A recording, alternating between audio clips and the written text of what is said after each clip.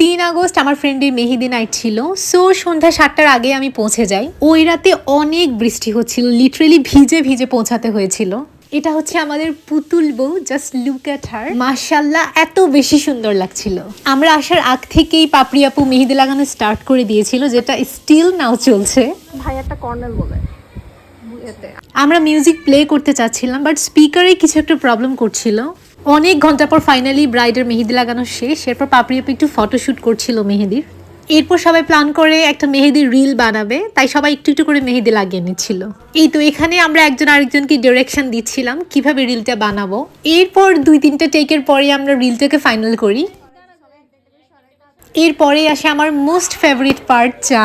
চা দেখে তখন আমি একদমই খুশি হয়ে যাই।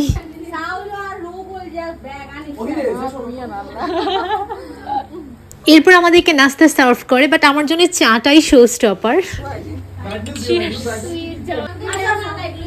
পাপড়ি আপু সেম, উনি মেহেদি লাগাতে লাগাতেই চা খাচ্ছিল।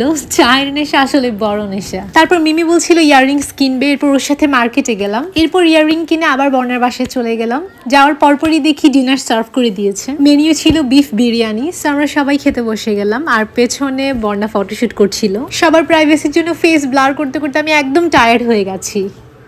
বিরিয়ানির সাথে যে লেবুটা দিয়েছে এটা আমার খুবই ফেভারিট। এটার যে একটা অ্যারোমা এত বেশি ভালো লাগে। আচ্ছা, এটা বিফ বিরিয়ানি হবে নাকি বিফ তেহারি হবে? প্লিজ আমাকে একটু কেউ কারেক্ট করে দিয়েন তো। তেহারির মতো এখানে মশলা অনেক কম ছিল। টেস্টটা একদমই 10 out of 10। সো অলমোস্ট রাত 10টা বেজে যাচ্ছিল and we have to go home। দেশের অবস্থাও তখন অসম্ভব খারাপ ছিল। সো আমরা বিদায় নিয়ে চলে যাই। I hope you enjoyed the video. Thank you so much for watching.